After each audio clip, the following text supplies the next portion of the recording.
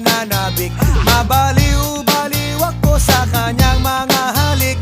Okay lang di maiwasan na mamiss paminsan-minsan, pero pag kami nakita aking panggigigilan, di ko siya titigilan when she comes. Di ko siya titigilan when she comes. Di ko siya titigilan, di ko siya titigilan, di ko siya titigilan when she comes.